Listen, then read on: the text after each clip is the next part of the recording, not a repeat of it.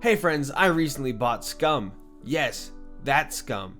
Really, just in the hopes of doing a review and a comparison video with it, but I have to actually put some time into the game before I can do either of those. So I decided to go into the game completely blind, really only knowing that it was similar to DayZ, Deadside, and Rust, nothing else. And that's why I recorded it for you, so we can all share this experience together. And honestly, it's a tale full of inspiring, tragic, and heartbreaking moments, so make sure you watch until the end. It's a fun time.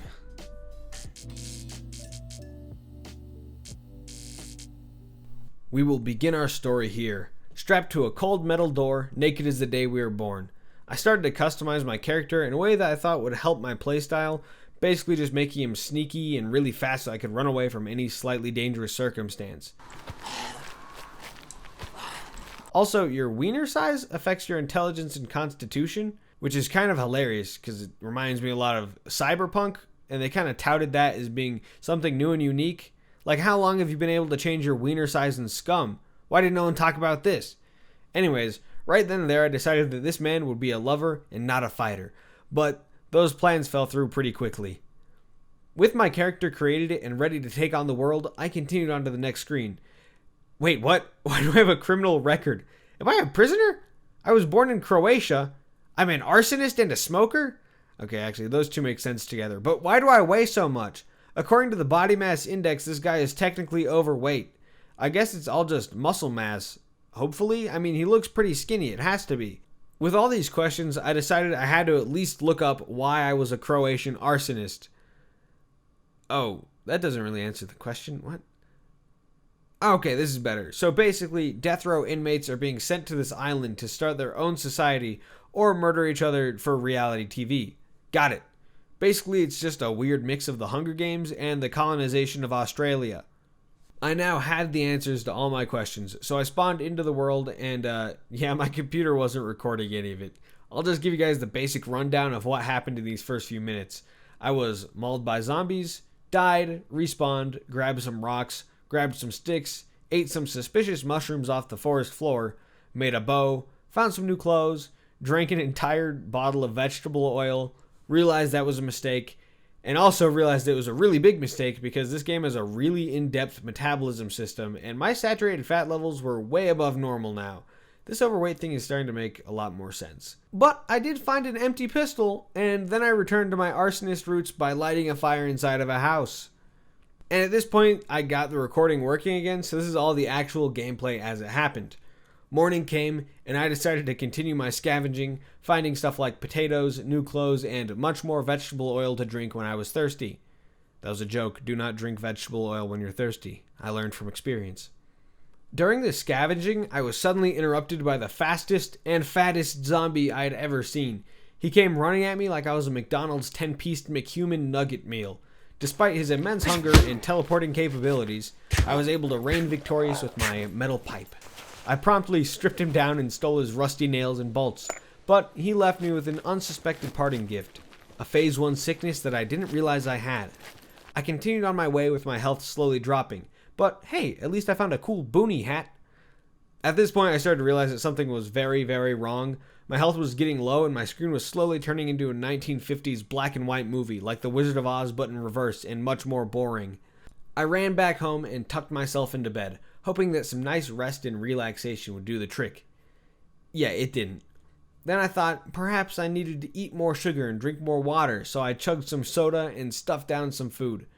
Nope, I am still dying. But what could be the cause? I really didn't know. And then, it occurred to me. Maybe I just had to pee really badly. Yeah, I don't know why I thought that, but I seriously thought that maybe having to pee badly was killing me. But yeah, that still wasn't it. After expending all of my options, I turned back to Google, where I learned that, you could have the Phase 1 sickness and slowly lose health without a bleed. I had found the culprit. So I wrapped my arm in dirty bandages and watched my health slowly start the climb back up. McFatso's cruel final wish had been cured, and I lived to see another day. With that day, I just lounged in bed some more, but went on my way yet again.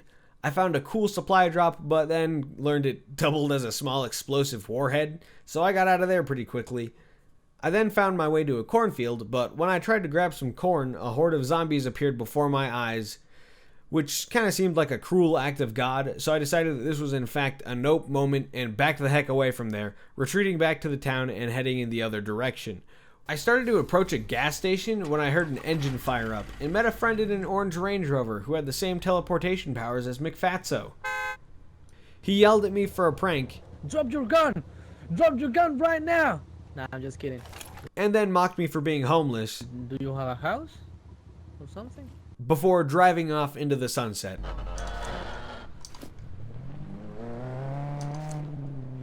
I stumbled my way through the forest, peed on a tree, and then I laid in it. I'm not sure why I'm including this, but it did happen. In the next town, I finally found some ammo for the pistol I'd been carrying around for so long, but I didn't have a magazine, so I could only fire one round at a time. This would not suffice, so I asked where to find magazines. A player said it'd be a good idea to take a look in police stations. Luckily, the town I was in had one, so I wandered around until I found it, following in a fellow arsonist's tracks. Once there, I pretty much found a mag immediately, to my great delight. But this is about where the good news stops. Everything seemed to be going swimmingly. I was alive, stocked on food, armed, and full of optimism. But as the sun began to lower, so did my luck, and the quality of the video. Sorry about that. This game has freakishly long day and night cycles. More zombies started appearing and attacking, but I was full of arrogance. Having a pistol topped off with ammo made me think that I was basically an untouchable god to these zombies. One of them actually started camping outside of the door of a building I was in, and I had to leave, so I opened the door and planned to absolutely murk the zombie waiting outside. That is not what happened, not even in the slightest. He rushed me and I opened fire. The first shot missed and it hit an unsuspecting oven. Why you bullying me? I tried to shoot more, but there were no bullets left. I was really confused, so I ran away, licked my wounds, and tried to figure out what had gone so terribly wrong. And this was when I realized my mistake. A few minutes earlier, I had filled my bag with just some miscellaneous items, covering the spot where I usually put my prized pistol. When I picked up a bottle of lime juice from a fridge to sate my thirst, I placed my weapon on the ground, but didn't realize it. I left the building none the wiser with a pistol that could only carry one shot. This was probably my darkest hour. In a frenzy, I desperately ran around the town looking for the house that had the hot zombie in it, since that was where I dropped the firearm. During my search, I was ambushed by a horde of zombies. I killed them one at a time, but there were just too many for me to take on. In a last-ditch effort, I pulled out my fist and just swung frantically, knowing full well that this was probably going to be the end. I respawned in the sector, running back to the town as fast as I could, but it was really no use. The horde was way too strong, and I couldn't win. My items would soon be despawning, so I just reluctantly accepted my defeat and decided to start anew in the same town next morning. I told everyone on the server of my great downfall, and the mantra, "Scum giveth and scum taketh," was stuck in my mind. The looting continued, and I hoped my new life would turn out better, especially since now I had a better idea of how to loot things.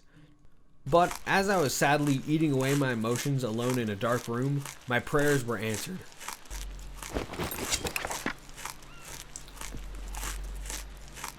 What in the... A man named Smelly Inferno teleported next to me and asked where my things were. "Hey, Smelly Inferno, where in the world did you come from?" Claiming that he could help me receive all that I had lost. Alright, I'll take a look around. I told him that I didn't know exactly what building I left them in, but it had 2 floors, and he led the way. I followed him out of the building with my rag strips in hand, and watched as he absolutely massacred the zombie populace, leaving only a trail of death in his wake.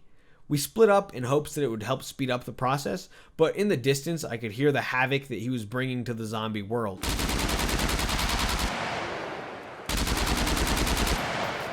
At one point, I even saw him perched above flames like an angel of death.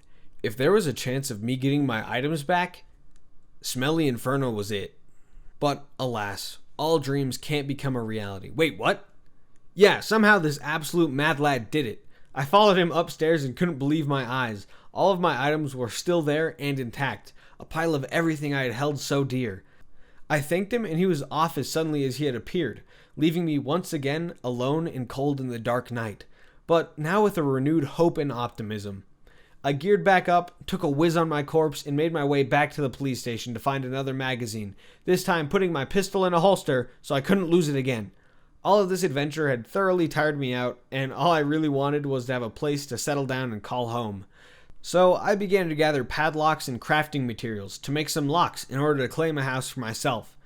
After killing many zombies and gathering all the materials, I finally had a place to relax in safety. Satisfied with what I had accomplished, I sat back and logged out, wondering what my next day of Scum could possibly bring. And that will just about wrap up our story of Scum. I hope you guys enjoyed it. I had a really fun time playing Scum. You're definitely going to see some more of it. If you liked this video, be sure to leave a like. And if you really liked it and want to see more of me, be sure to leave a subscribe, because that's the whole point of subscribing, and it's free. Go on, do it. I'd also like to see you guys comment if you have some thoughts about the game, because I really am interested in your guys' opinions. If you want to voice more of them, go to my Discord, the link's in the description. And I'm trying to keep these outros short since I have experience making them a little too long, so I'll see you guys. Have a safe one.